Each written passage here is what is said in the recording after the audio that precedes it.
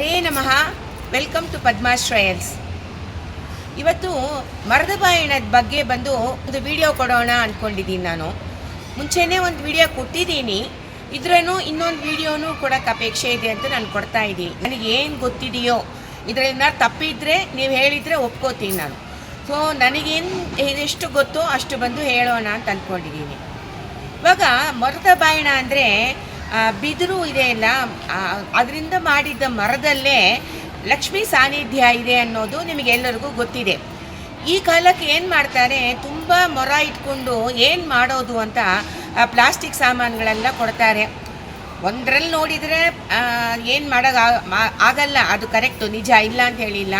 But ಬಂದು ನೀವು ದೇವರ ಪ್ರೀತಿಗೆಲ್ಲ ಕೊಡಬೇಕು ಅಂದರೆ ಯಾವುದು ಹಳೆ ಕಾಲದ ಅಭ್ಯಾಸನೋ ಅದನ್ನೇ ಮಾಡಬೇಕು. ಅದರಿಂದ ಮರದ ಬಾಯಿಣ ಮರದಲ್ಲಿ ಕೊಡೋದು, ಇದರಿಂದ ಮಾಡಿದ ಮರದಲ್ಲಿ ಕೊಡೋದು ತುಂಬ ಅನುಕೂಲ, ತುಂಬ ಬಂದು ವಿಶೇಷ. ಇನ್ನೊಂದು ಏನಂದರೆ ಎಲ್ಲ ಇಷ್ಟಿಷ್ಟು ಸಾಮಾನುಗಳು ಹಾಕಿ ಕೊಡ್ತಾರೆ.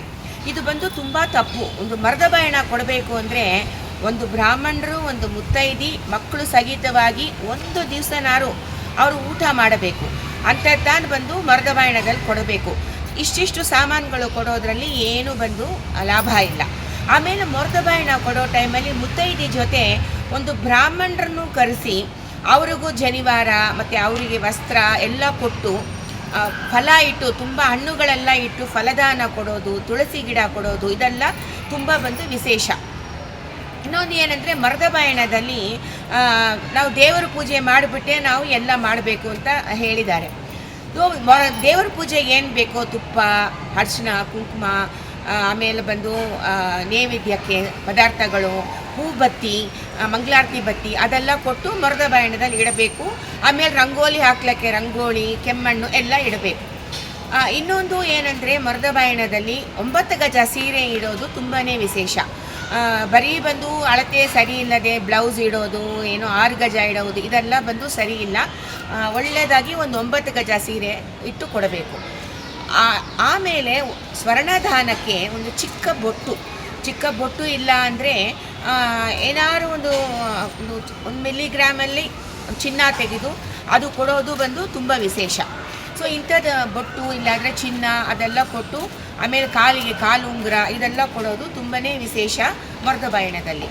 ಆಮೇಲೆ ಏನು ಮಾಡಬೇಕು ಅಂದರೆ ಮರದ ಬಾಯಿಣ ಮುಚ್ಚಿ ಕೊಡಬೇಕು.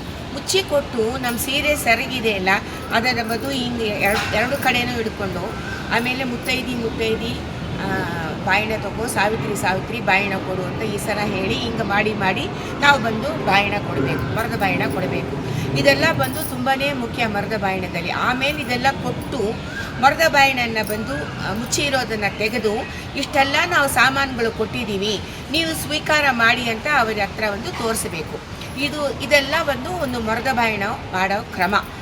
ಒಳ್ಳೆ 9 ಗಜ ಸೀರೆ, ಆಮೇಲೆ ಅರಿಶಿನ ಕುಂಕುಮ. ಇನ್ನೊಂದು ಏನಂದರೆ ಅರಿಶಿನ ಕುಂಕುಮ ಈ 1 ರೂಪಾಯಿ ಪ್ಯಾಕೆಟ್ ಇದೆ ಅಲ್ಲ, ಅದು ಕೊಡೋದು ಬೇಡ. ಒಂದು ದೊಡ್ಡ 2 ತಟ್ಟೆನಲ್ಲಿ ಅರಿಶಿನ ಕುಂಕುಮ ಎರಡೂ ಇಟ್ಕೊಂಡು ಕೈ ತುಂಬ ಅರಿಶಿನ ತೆಗೆದುಕೊಡಬೇಕು, ಕೈ ತುಂಬ ಕುಂಕುಮ ತೆಗೆದುಕೊಡಬೇಕು. ಈ ಥರ ನೀವು ಮಾಡಿದರೆ ಅವರು ಅದರಲ್ಲಿ ಒಂದು ಪಟ್ಲ ಮಾಡಿಕೊಂಡು ಮನೆಗೆ ತೊಗೊಂಡು ಹೋಗ್ತಾರೆ. ಈ 1 ರೂಪಾಯಿದೆಲ್ಲ ಕೊಡಬಾರ್ದು, ಅದೇನು ಯೂಸೂ ಇಲ್ಲ, ಅದರಲ್ಲಿ ಹುಳಗಳು ಏನಿರುತ್ತೆ ಅಂತ ಗೊತ್ತಿಲ್ಲ. ಸೊ ನಾನು ಬಂದು ಸಂಕ್ಷಿಪ್ತವಾಗಿ ಮರದ ಬಾಯಿಣ ಹೆಂಗೆ ಕೊಡಬೇಕು ಅನ್ನೋದು ನಿಮಗೆ ಹೇಳಿದ್ದೀನಿ. ಅದರಿಂದ ನೀವು ತುಂಬ ಮರದ ಬಾಯಿಣ ಒಂದು ವರ್ಷಕ್ಕೆ 100-200 ಕೊಡಬೇಕು ಅಂತ ಅವಶ್ಯ ಇಲ್ಲ. ಒಂದು ಕೊಟ್ಟರೂ ಚೆನ್ನಾಗಿ ಮರದ ಬಾಯಿಣ ಕೊಡಬೇಕು. ಮರದ ಬಾಯಿಣ ಕೊಟ್ಟು ದೇವರ ಪ್ರೀತಿಗೆ ಪಾತ್ರರಾಗಿ ಸೌಭಾಗ್ಯ ಸೌಮಾಂಗಲ್ಯ ಬರಬೇಕು ಅಂತ ಎಲ್ಲರಿಗೂ ನಾನು ಪ್ರಾರ್ಥನೆ ಮಾಡ್ತೀನಿ. ನನ್ನ ವಿಡಿಯೋ ನಿಮಗೆ ಲೈಕ್ ಆದರೆ ನಮ್ಮ ವಿಡಿಯೋ ಲೈಕ್ ಮಾಡಿ, ಇಷ್ಟ ಆದರೆ ಲೈಕ್ ಮಾಡಿ, ನನ್ನ ಚಾನಲ್ನ ಸಬ್ಸ್ಕ್ರೈಬ್ ಮಾಡಬೇಕು ಅಂತ ಕೇಳ್ತೀನಿ. ಹರೇ ನಮಃ.